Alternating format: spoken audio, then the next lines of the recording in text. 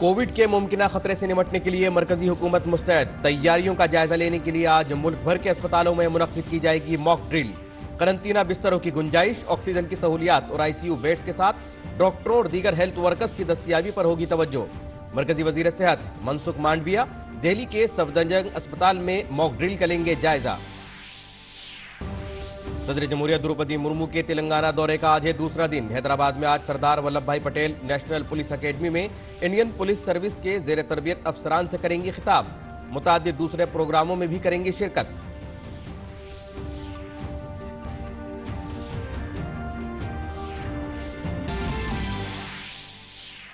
शुमाली भारत की रियासतों में सर्दी का कहर जारी। हिमाचल प्रदेश समेत कई पहाड़ी इलाकों में हुई बर्फबारी। महकमा मौसमियात ने जारी किया ऑरेंज अलर्ट। कई रियासतों में दर्जा हरारत में मजीद कमी का इम्कान।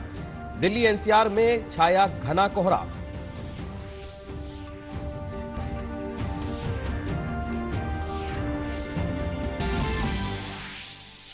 अमेरिका में बर्फानी तूफान ने मचाई तबाही। मरने वालों की तादाद बढ़कर हुई 60। खबरों के मुताबिक जापान के बड़े इलाकों में शदीद बर्फबारी के बाइस 17 अफराद हलाक। सैकड़ों घरों में बिजली गुल।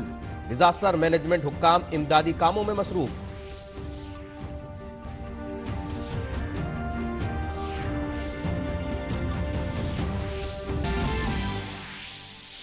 और इंग्लिश प्रीमियर लीग में बॉक्सिंग डे पर हुए अहम मुकाबले। लिवरपूल ने ईस्टर्न विला को 3-1 से दी शिकस्त, जबकि आर्सेनल ने भी वेस्ट हैम को दी 3-1 से मात।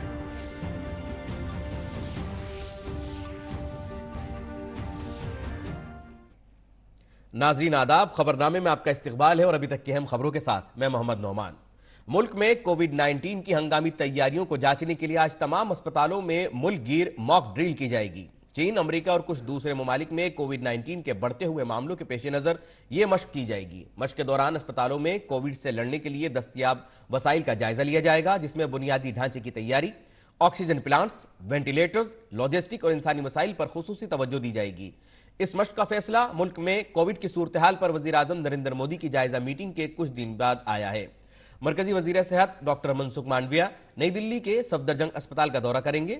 वो सफदरजंग अस्पताल में मॉक ड्रिल के दौरान मौजूद होंगे ताकि आलमी सतह पर बढ़ते हुए कोविड मामलों के पेश नजर किसी भी किस्म की इमरजेंसी से निपटा जा सके।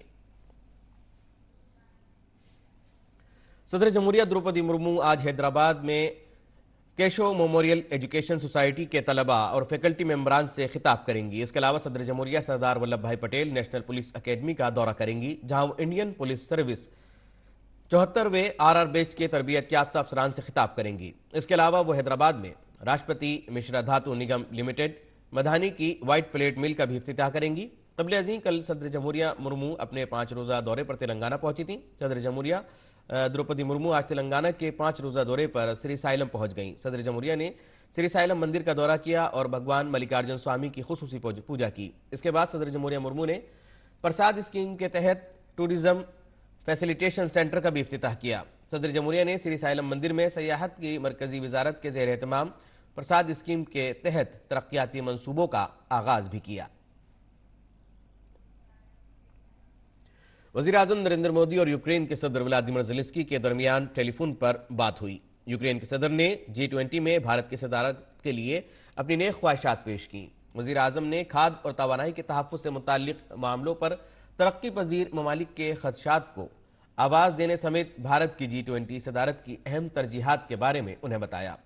दोनों रहनुमाओं ने दो तरफा ताउन को मजबूत बनाने के मौके पर तबादला ख्याल किया। वज़ीर आज़म ने यूक्रेन के हुक्काम से दरख्वास्त की कि वो उन भारतीय तलबा की तालीम जारी रखने के लिए इंतजामात करें जिन्हें इस साल के शुरू में यूक्रेन से वापस आना पड़ा था। दोनों रहनुमाओं ने यूक्रेन में जारी तनाज़े पर भी तबादला ख्याल किया। वज़ीर आज़म ने इस बात का इरादा किया कि दोनों फरीक़ैन को अपने इख्तिलाफ़ात का मुस्तकिल हल तलाश करने के लिए मुज़ाकरात और सिफारतकारी की तरफ लौटना चाहिए। वज़ीर आज़म ने अमन की किसी भी कोशिश के लिए भारत की हिमायत का इरादा किया और जंग से मुतासिर होने वालों के लिए इंसानी इमदाद के लिए भारत के अज़्म का यकीन दिलाया। और अब बात सर्दी की। दिल्ली समेत शुमाली भारत के कई हिस्सों में सर्दी की लहर जारी है। दिल्ली एनसीआर में आज सुबह भी कोहरे की घनी चादर छाई रही। दिल्ली में आज कम से कम दर्जा हरारत 7 डिग्री सेल्सियस रिकॉर्ड किया गया। घने कोहरे ने शहर के कुछ इलाकों में हद निगाह 50 मीटर तक कम कर दी, जिससे सड़क और रेल ट्रैफिक मुतासिर हुआ। माहिरीन मौसमियात के मुताबिक शुमाल मगरिब से मैदानी इलाकों को उबूर करने वाली हवाओं के बाइस दर्जा हरारत में कमी के बाइस धुंध छाई हुई है। दिल्ली की सड़कों पर कोहरे के सबब हद निगाह कम है, जिसकी वजह से गाड़ियां सुस्त रफ्तारी से चलती नजर आईं।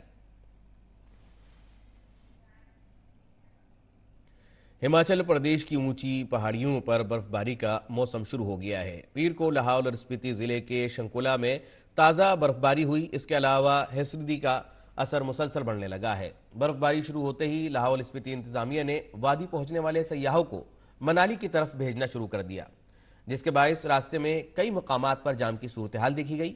25 और 26 दिसंबर को महकमा मौसमियात की जानिब से बालाई इलाकों में बर्फबारी की वार्निंग जारी की गई थी। हालांकि 25 दिसंबर को बर्फबारी नहीं हुई थी, लेकिन 26 दिसंबर को बर्फबारी शुरू हो गई।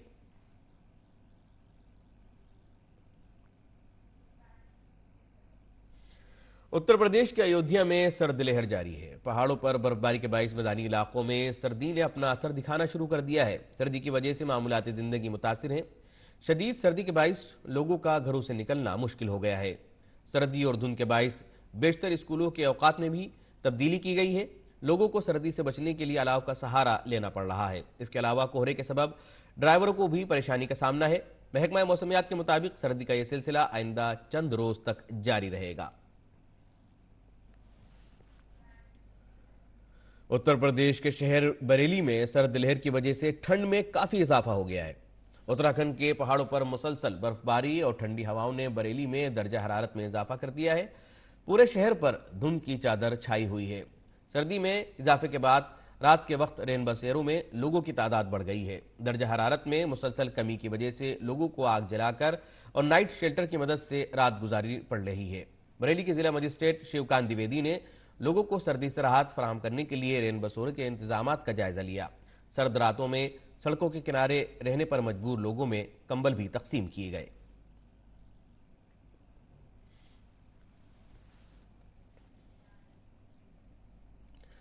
लोकसभा के स्पीकर ओम बिरला ने आओ साथ चले एनजीओ की जानिब से दिल्ली के राम मनोहर लोहिया अस्पताल में मुफ्त कंबल तकसीम का इफ्तिताह किया। तंजीम की जानिब से कंबल की तकसीम का काम गुज़िश्ता 3 बरस से किया जा रहा है। इस मौके पर लोकसभा स्पीकर ओम बिरला ने कहा कि हम सबको मिलकर समाज के महरूम तबकात और ज़रूरतमंदों के लिए काम करना चाहिए।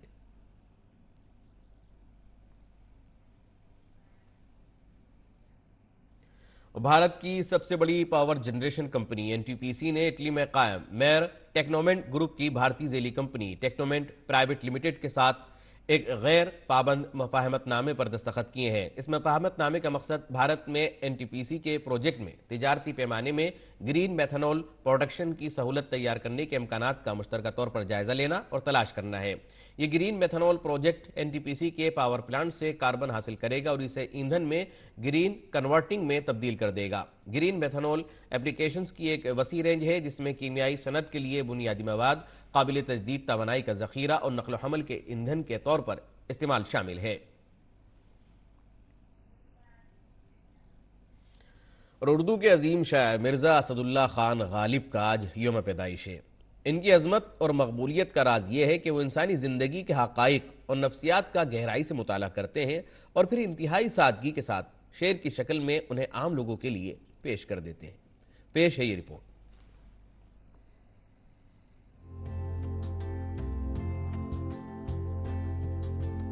होगा ऐसा भी कोई जो गालिब को न जाने, शायर तो वो अच्छा है पे बदनाम बहुत है।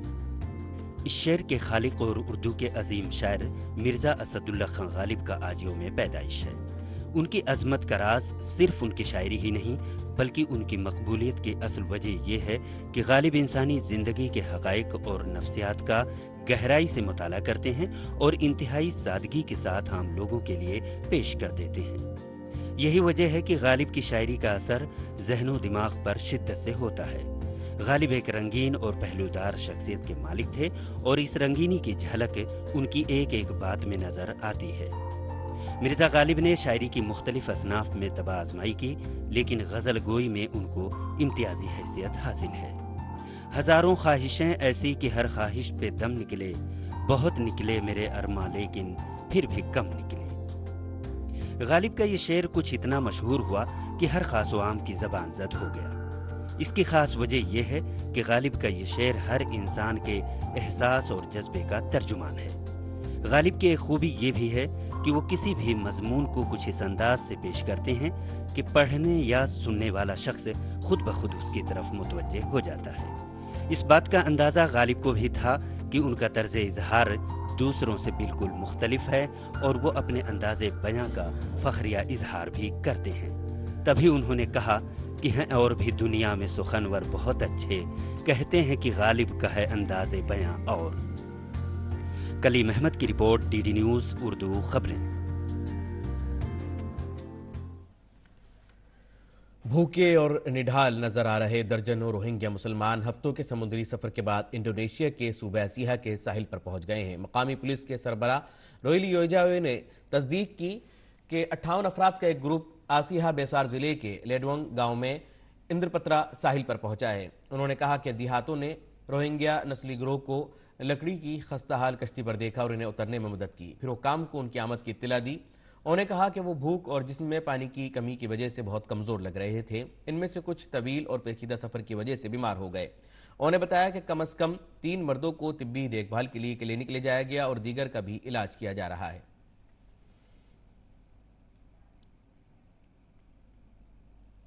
यूक्रेन के सदर व्लादिमीर ज़ेलेंस्की ने कहा है कि यूक्रेन में बिजली की कमी बरकरार है। तकरीबन 9 मिलियन लोग बगैर बिजली के रह रहे हैं। ज़ेलेंस्की ने अपने एक वीडियो पैगाम में कहा कि बार बार रूसी हमलों के बाद ग्रिड की मरम्मत करने वाले बिजली एहलकारों ने क्रिसमस पर फिर से मरम्मत की, लेकिन मसाइल अपनी जगह बरकरार हैं।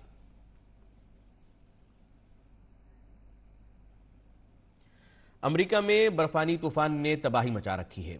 अमेरिका में बर्फानी तूफान से मरने वालों की तादाद में भी इजाफा हुआ है। बर्फानी तूफान से मरने वालों की तादाद अब 60 हो गई है। इसके अलावा इस तूफान ने लाखों अफराद को बुरी तरह मुतासिर किया है।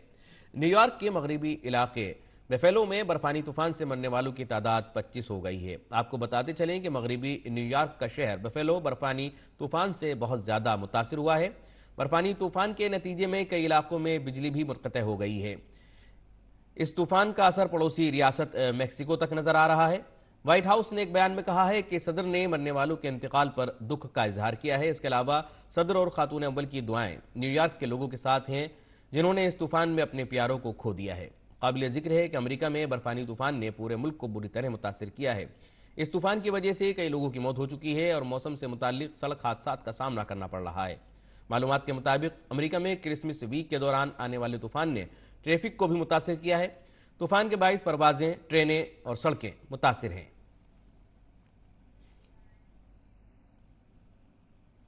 जापान के बड़े हिस्से में शदीद बर्फबारी से अब तक 17 अफराद हलाक और 90 से ज्यादा जख्मी हो गए हैं। इसके अलावा सैकड़ों घरों में बिजली भी गुल हो गई है। डिजास्टर मैनेजमेंट हुक्काम के मुताबिक जापान के बाज़ इलाकों में शदीद बर्फबारी हुई है। इसकी वजह से जापान के शुमाली इलाकों में सैकड़ों गाड़ियां हाईवेज पर फंस गई हैं। क्रिसमस हफ्ते के दौरान इजाफी बर्फबारी से मरने वालों की तादाद 17 और जख्मियों की तादाद 93 हो गई है। इनमें से कई छतों से बर्फ हटाते हुए गिर गए। इसके साथ ही बर्फबारी से मुतासिरा इलाकों के हवाले से म्यूनिसिपल दफातर ने मकामी बाशिंदों से बर्फ हटाने की सरगर्मियों के दौरान मोहतात रहने की अपील की। काबिल जिक्र है कि शुमाल मशरकी जापान के कई हिस्सों में मौसम की औसत से 3 गुना ज्यादा बर्फबारी रिकॉर्ड की गई है। वजारत इक्तिसादियात और सनत के मुताबिक क्रिसमस की सुबह तकरीबन 20,000 घरों की बिजली गुल हो गई। इसके अलावा बर्फबारी के सबब जापान के शुमाली मरकजी जजीरे में एक बरकी पावर ट्रांसमिशन टावर गिर गया। ताहम बाद में बेशतर इलाकों में बिजली बहाल कर दी गई।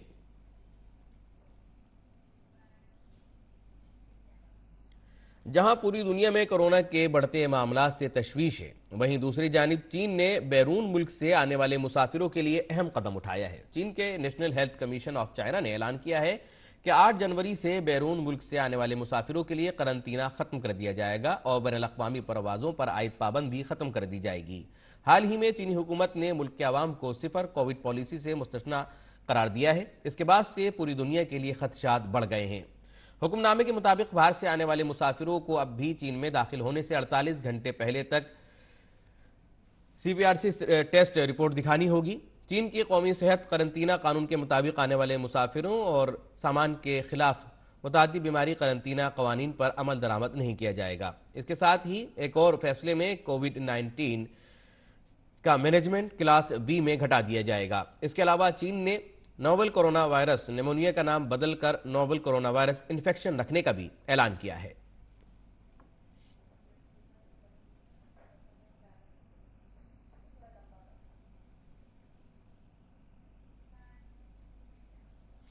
और नाजरीन, अब एक नजर दिल्ली से शाया होने वाले उर्दू अखबारात पर।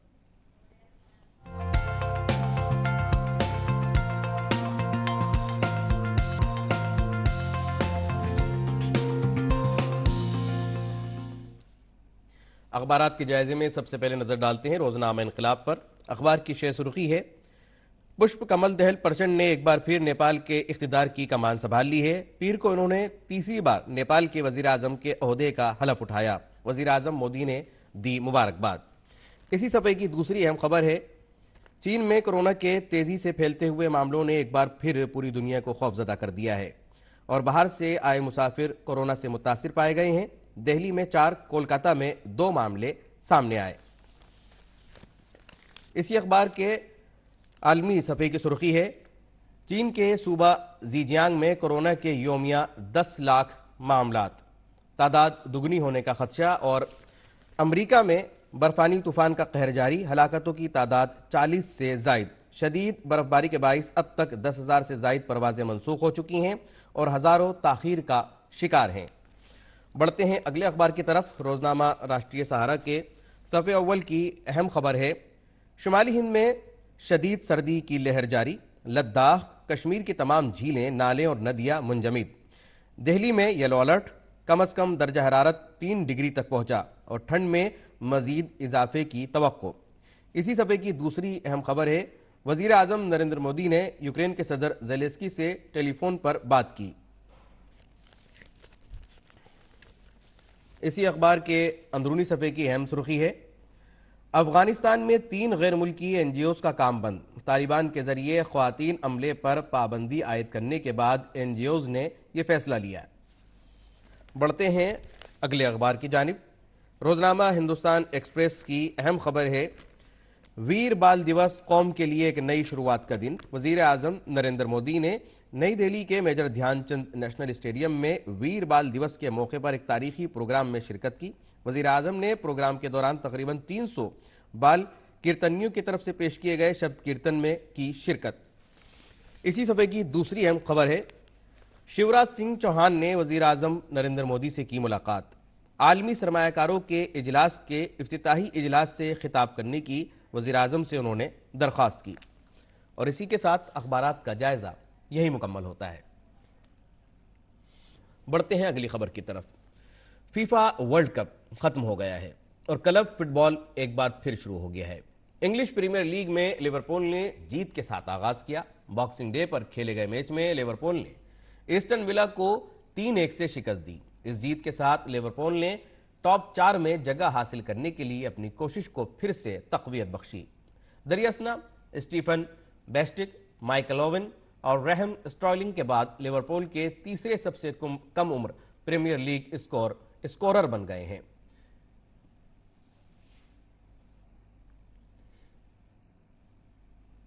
EPL के एक और मैच में आर्सेनल ने वेस्ट हैम को शिकस्त दे दी है। आर्सेनल ने देर रात खेले गए मैच में वेस्ट हैम को 3-1 से शिकस्त दी। इस जीत के साथ आर्सेनल 7 पॉइंट्स की बरतरी के साथ पॉइंट्स टेबल पर सरे-फहरिस्त है।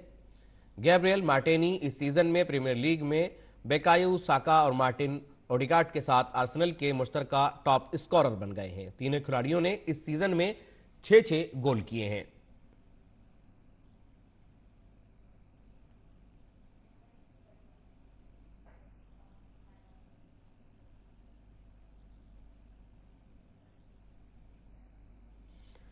और अदाकार सलमान खान आज अपनी 57वीं सालगिरह मना रहे हैं। बता दें कि सलमान खान बॉलीवुड के मशहूर मुसन्निफ सलीम खान के घर 27 दिसंबर सन 1965 को पहले बच्चे के तौर पर पैदा हुए। सलमान खान ने 1988 में फिल्म बीबी हो तो ऐसी से अदाकारी की दुनिया में कदम रखा। सलमान खान ने सिनेमा शायकीन को कई बेहतरीन फिल्में दी हैं, जिनमें मैंने प्यार किया, हम आपके हैं कौन, प्यार किया तो डरना क्या, बजरंगी भाईजान, दबंग और एक था टाइगर नुमाया है। आइए सुनते हैं उन पर फिल्माए गए कुछ सदाबहार नगमे। ला ला ला ला। सर की जो सर से वो धीरे धीरे पागल हुआ रे मैं धीरे धीरे, तेरी चुनरिया दिल ले गई, तेरी ये बिंदिया दिल ले गई। तुमसे मिलना बातें करना बड़ा अच्छा लगता है। क्या है ये, क्यों है ये, क्या खबर, हाँ मगर जो भी है बड़ा अच्छा लगता है। भाभी तेरी बहना को माना, ओ भाभी तेरी बहना को माना, हाय राम कुड़ियों का है जमाना, हाय राम कुड़ियों का है जमाना, ओ रब्बा मेरे मुझको बचाना, हाय राम कुड़ियों का है जमाना, हाय राम कुड़ियों का है जमाना। और कसम से बड़ी है कसम प्यार की, मर के भी इस कसम को न तोड़ेंगे हम, छोड़ देंगे जमाने की सारी खुशी, साथ तेरा कभी भी ना छोड़ेंगे हम, हर कसम से बड़ी है कसम प्यार की। यहाँ का मौसम बड़ा हंसी है, फिर भी प्यार उदास है, उनसे कहना दूर सही मैं दिल तो उन्हीं के पास है। तू ये संदेशा उनको सुनाना, मैं पीछे आया, कबूतर जा जा जा, कबूतर जा जा जा, कबूतर जा जा जा, कबूतर जा। और अब एक नजर मुल्क भर के मौसम के मिजाज पर।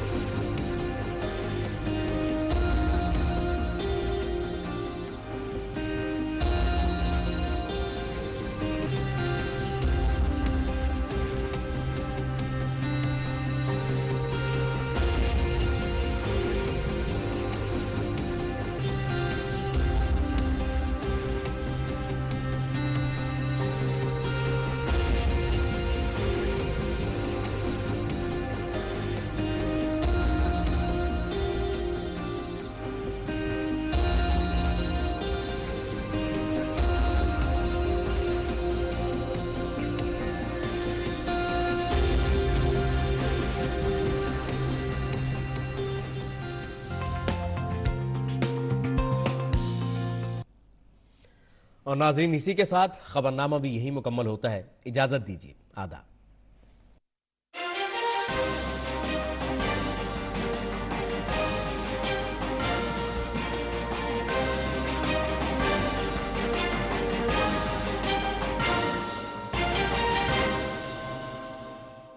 इश्क जब